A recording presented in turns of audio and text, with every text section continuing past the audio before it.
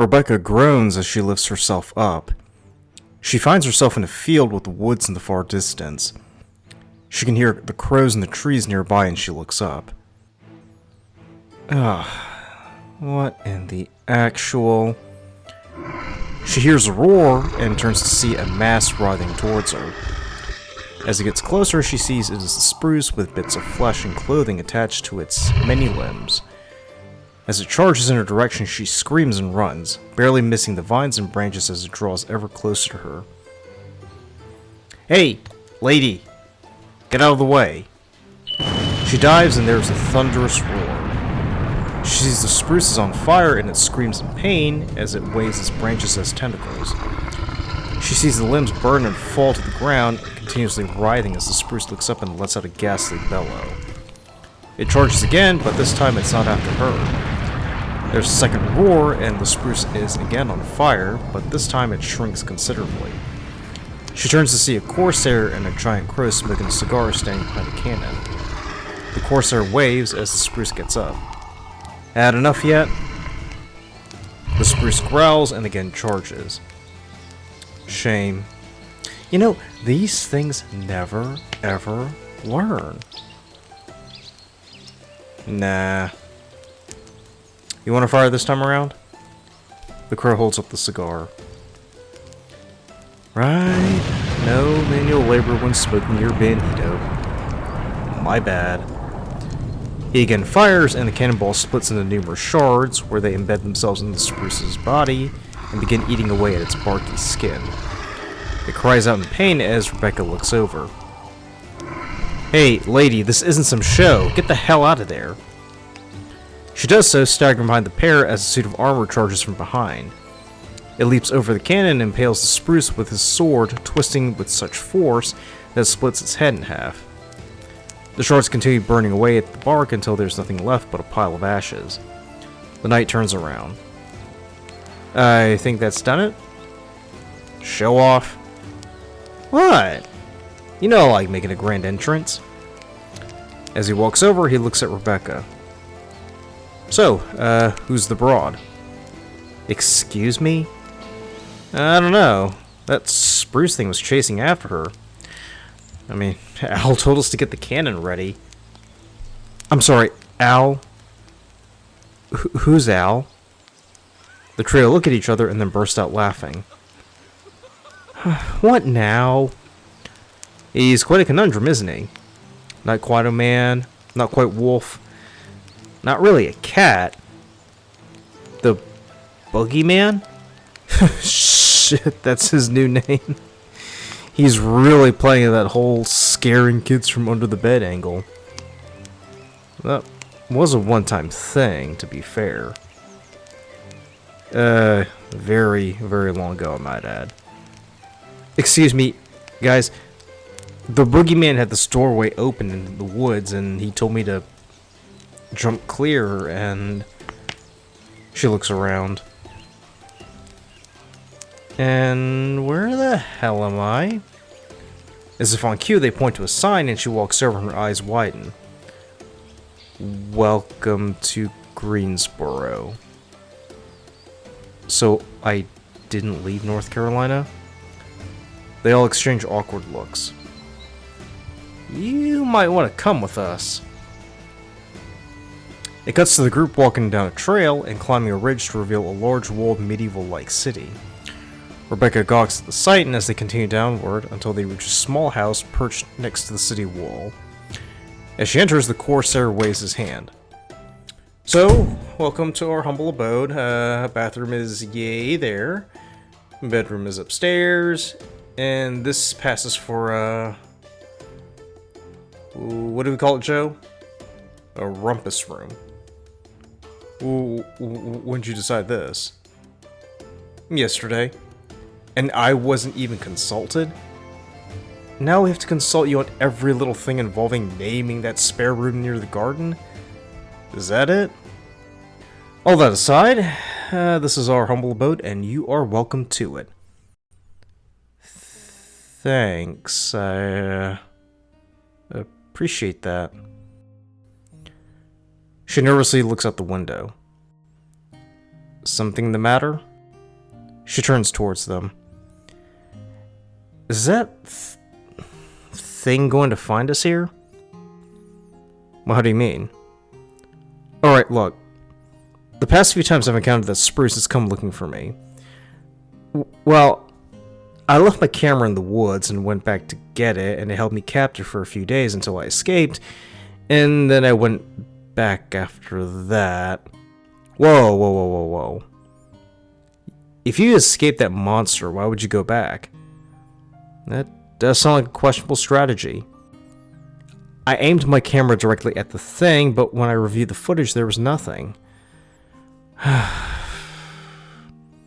has been persistent. Still, if you hadn't gone back, maybe it wouldn't have pursued you. You are encouraging, aren't you? As the crow shrugs and smokes, the Corsair walks over to the fireplace. So, what happened after that? Well, here's the kicker. It kidnapped and killed several people who entered the wood and was using their body parts to make some sort of flesh suit. What's even weird was I saw it literally enter the body of one police officer and take full control.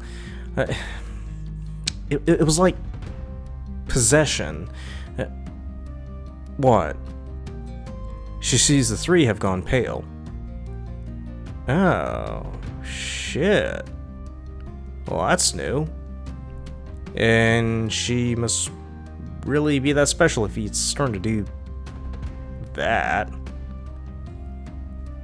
Guys, I don't understand. Well, the Spruce has been obsessed with being human for as long as anyone can remember. And how was that? As if in response, the crow plops down a large leather book and opens it, turning to the middle of the book. No one knows where the Spruce came from. Some say it was a primordial god that pre-existed the creation of the wood and the emergence of man. Others say it was a prince cursed by a witch and was forever trying to regain its human semblance, but always failing. Still, others believe the Spruce has absorbed the blood and memories of victims who fell beneath its canopy and thus became obsessed with humanity, as part of its confused collective memories pulled from the countless dead. And which is the real origin? Well, no one knows, and frankly, no one cares. Everyone just knows that they need to avoid the wood at night. Something for the kids, you know? Well, that's the thing, though. But what's it doing roaming the open out in the middle of the daytime? True. Great. So, either way, whether a god or a cursed prince or a tree that just drank too much blood, it's obsessed with me now and is gunning for me. They hear a creak, and the crow looks at the window. Oh, good, he brought the cannon in. As he says this, the door opens and a giant cockroach walks in and Rebecca screams. Oh, sorry. We have a visitor. She, was escaping the Spruce. Really? Well, I thought that was a legend. I had to haul that mother-loving cannon across the woods and fields back here. What the hell, man? We wouldn't ask you to get it if it wasn't serious. Al asked. Oh, shit. Is he alright? They look at Rebecca, who shrugs. We don't know. Sorry, I don't even know who you guys are. Oh, well, I'm Andrus the Corsair, but everyone calls me Corsair. Informal, you know. This, smoking crow here is... well, the crow. You can call me Joe.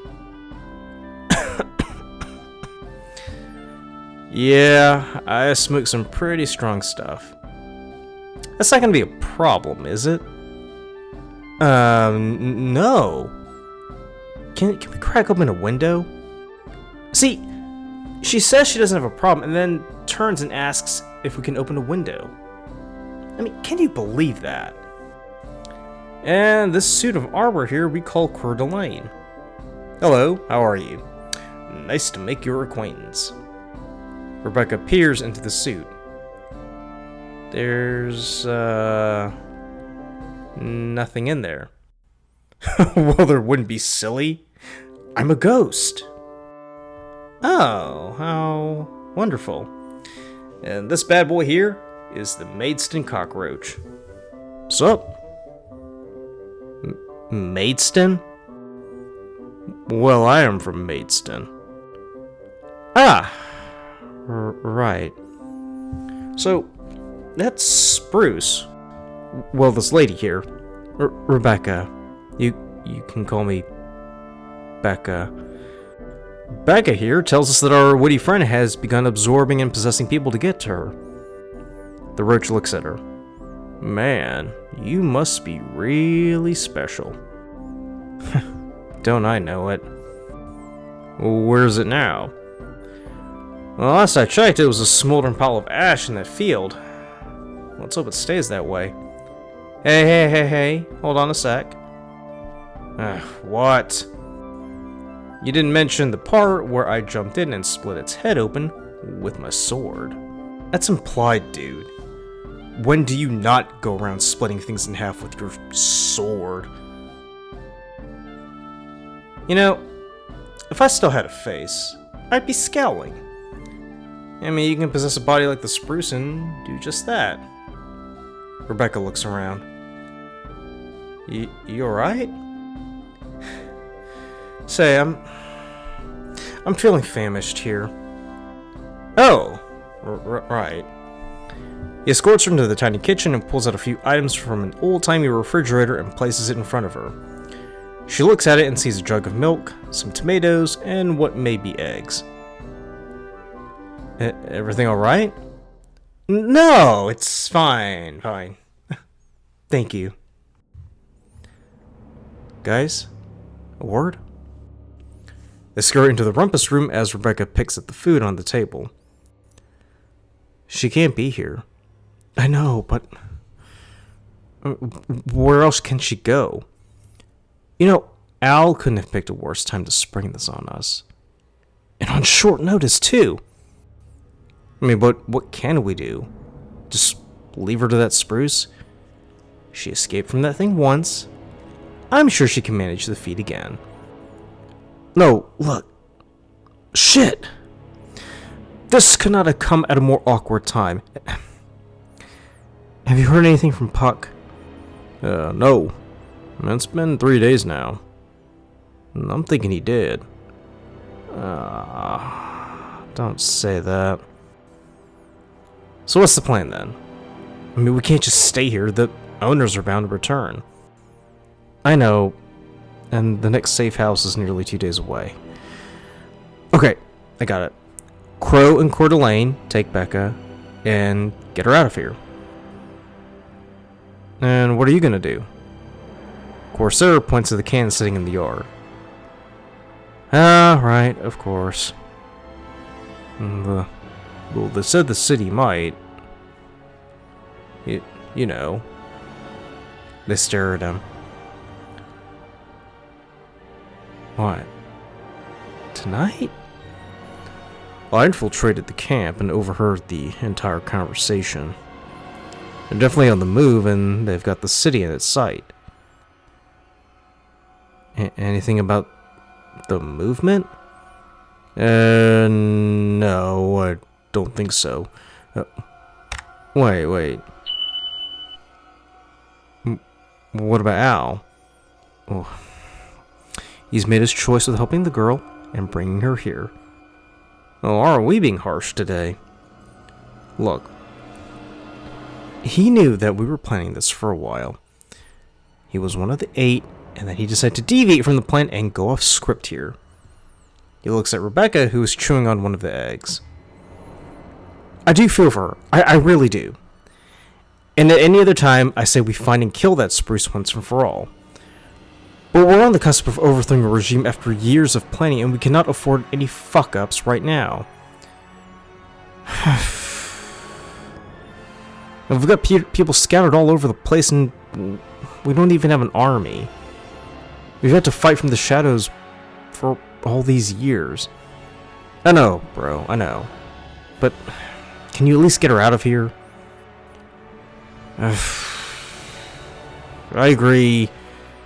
She could have arrived at a more inconvenient time. But she's here, and we gotta help her on top of everything else that's going on. Well, what do I tell her exactly? I don't know. Just say that the Spruce is coming after her again. I mean, that seems to work just fine.